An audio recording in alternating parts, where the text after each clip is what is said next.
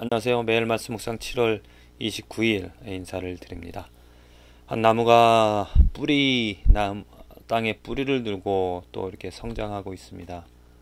정말 생명이 있는 나무죠. 우리들이 생명을 얻어 살아가는 이 삶입니다. 하지만 살아있는 것 같지만 죽어 있는, 곧 열매 없이 성장하지 못하며 살아가는 사람들이 많이 있다는 거죠. 생명을 얻어 살아가지 못합니다. 영적인 생명 말하고 있는데요. 영적인 생명이 무엇인가? 영적으로 다시 살아나서 내가 육적인 삶을 그냥 먹고 마시며 그냥 육으로 느낄 수 있는, 또 육으로 가질 수 있는 쾌락들만을 쫓아 살아가는 삶이 아니라 영적인 것, 말로 이렇게 다 표현하기 어려운데 이 육이 아닌 다른 영적인, 어떻게 보면 마음에 원하는, 내 마음이 원하는 것이 아니라 하나님이 부어주신 그 하나님의 마음, 하나님의 것들이 성령의 소욕을 쫓아 살아가는 그 삶이 영적인 생명을 얻어 살아가는 삶이라고 저는 믿습니다.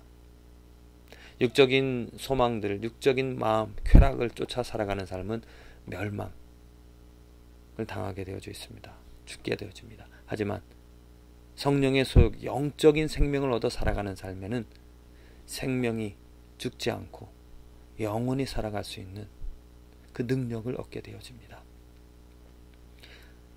저와 여러분들의 삶에서 죄로 인하여서 우리들의 죄보다도 정말 인간으로 우리의 조상들이 범한 그런 지은 죄로 이 땅에 태어난 그 생명 모든 것에는 죄악들이 있습니다. 그 죄 때문에 영적인 생명을 얻어 살아가지 못합니다. 그 죄의 문제가 해결이 되어질 때 우리들은 영적으로 생명을 얻어 살아갈 수 있는 것이죠. 영적으로 생명을 얻는다는 것은 내 육적인 요구와 내 육적인 마음, 내 육적인 소욕들만을 쫓아 살아가는 그런 자연적인 인간의 모습이 아니라 이제는 하나님이 원하는 하나님의 생명을 얻어 하나님의 생각을, 하나님의 뜻을, 하나님이 원하시는 것을 쫓아서 살아갈 수 있는 그러한 소욕들이, 그 생명이 내 안에 주어졌다는 것입니다. 영적인 생명을 하나님께서 우리 인간 모두에게 주시려고 예수 그리스도를 이 땅에 보내주신 것입니다.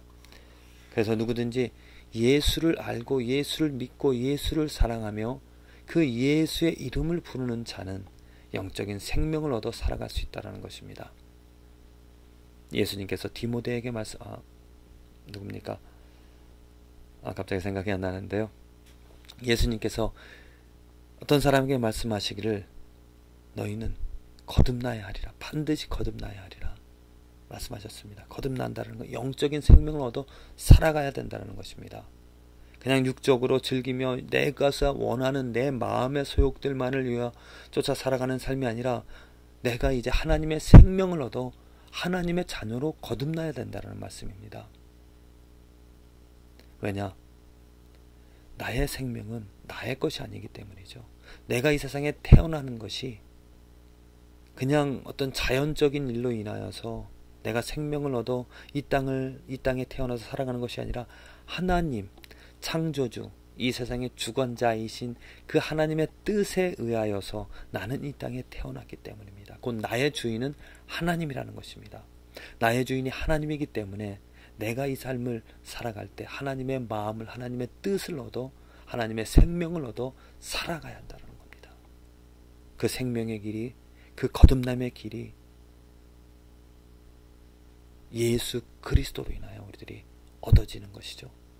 그래서 누구든지 정말 예수 그리스도를 주라 고백하고, 이 주라 고백한다는 것, 예수 그리스도에게 마음을 다 준다, 예수 그리스도의 가치에, 예수 그리스도에게 정말 모든 것을 다 드릴 수 있는, 예수 그리스도 이름 앞에 모든 것을 무릎 꿇고 내 것들을 다 포기할 수 있는, 왜?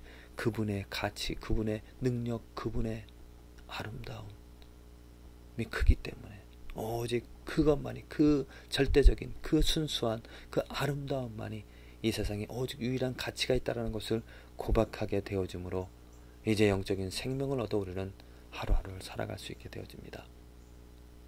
육적인 욕구와 육적인 마음, 내 마음의 소욕들을 쫓아 살아가는 삶에 만일 어려움이 닥친다라면은 그 어려움을 극복해 나갈 수 있는 힘이 어디서 나올 수가 있겠습니까? 그 자신의 마음에서 나올 수 있는 것이죠. 그래서 어떤 사람, 의지가 강한 사람은 어느 정도 그 어려움들을 이겨낼 수가 있습니다. 하지만 의지가 약한 사람, 대부분 좌절하고 실망하고 포기하는 것이죠. 왜? 그 어려움을 이겨낼 수 있는 그 힘이 내 안에서만 만들어지기 때문입니다. 하지만 새 생명을 얻어 하나님의 뜻을, 하나님의 마음을 얻어 살아가는 그 삶에는, 곧 예수 그리스도로 인하여 살아가는 그 삶에 어려움이 닥치거나 문제가 생길 때 이겨낼 수 있는, 극복할 수 있는, 인내할 수 있는 그 힘이 어디서 나오는 것입니까? 하나님에게서 나오는 것입니다. 우리는 이것을 명심해야 될 것입니다. 잘 헤아려야 될 것입니다. 내가 만일 예수 그리스도를 믿고 살아간다 하면서도 내 육체의 소욕을 쫓아 내가 원하는 것을 쫓아 살아갈 수 있는데, 내가 당하는 어려움이 과연 예수 그리스도 때문에 당하는 어려움인가, 아니면 내가 원하는 내 마음의 소욕을 쫓아 살아가기 때문에 당하는 어려움인가?